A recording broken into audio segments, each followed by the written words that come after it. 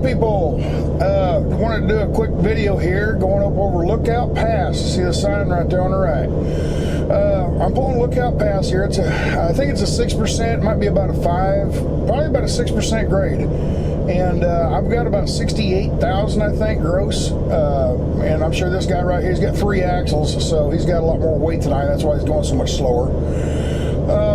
Anyway, I want to talk about how to go up and over a mountain and how to choose your gears and everything. Well, going up the mountain, it's real easy to choose your gears. You just, as you hit the mountain, you downshift until you get a gear that will hold the speed. So you use that gear to get all the way up the top. On this particular instance here, I dropped down to, I think, 15th gear. Okay, I'm in 15 on an 18-speed transmission. I'm in 15th gear, pulling this thing, doing about 48 mile an hour, I think. Okay, getting ready to come up that bridge up ahead. That's the top of the pass. And how do you go down the pass? That's the bigger issue.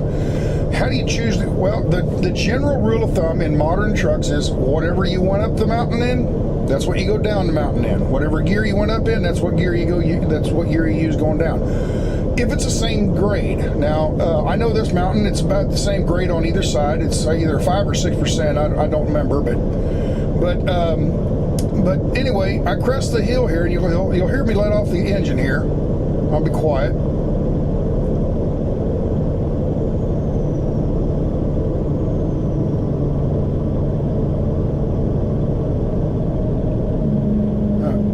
Okay, do you hear me let off the gas and let off the throttle, and you can hear the jake brake kick in. Now I'm still in 15th gear. I'm going to go down this thing all the way down. It's, I don't know, several miles, all the way to the bottom in 15th gear. I never touched the brakes all the way down here. The reason I bring this video up is because of what happened in Colorado here a few weeks ago. Okay, that bad accident out in Colorado.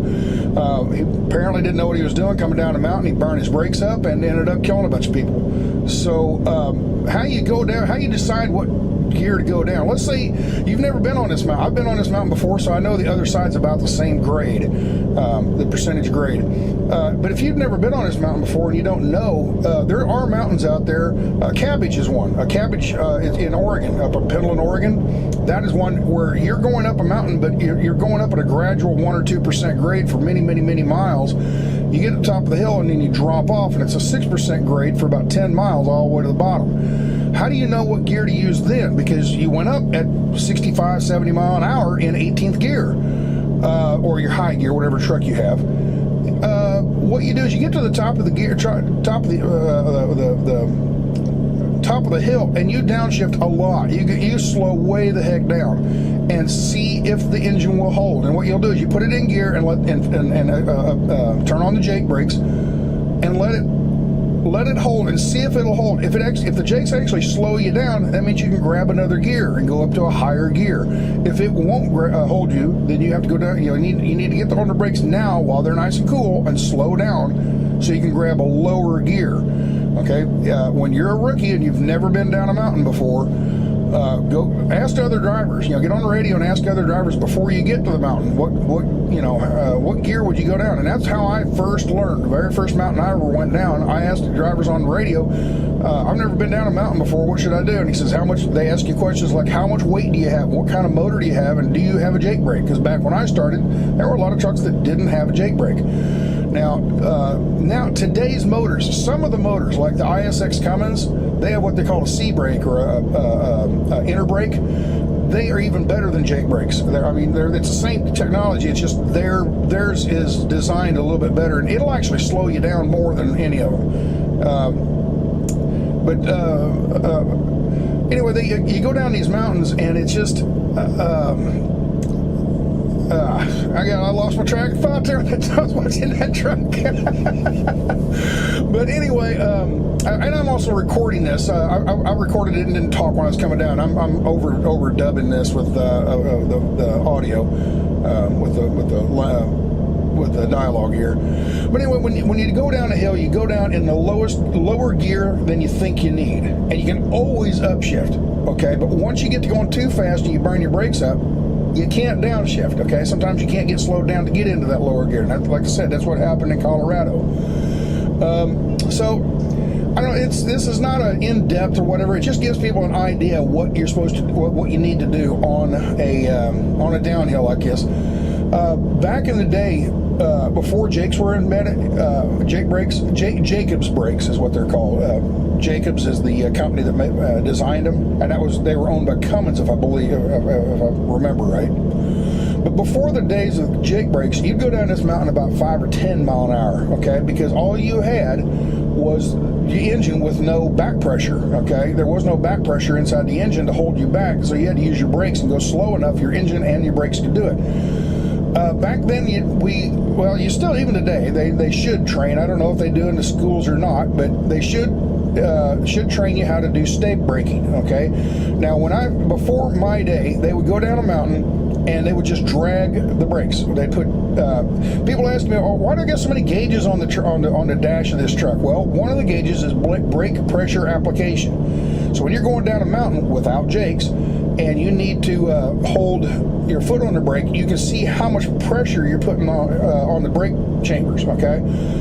And you would drag your brakes all the way to the bottom, just lightly, not hard enough to really build up a lot of friction, enough to keep you slow, but not build up a lot of friction. Well, that was the old style. About the time I came to start driving back in the 80s, they had come up with a new style called stave braking, okay?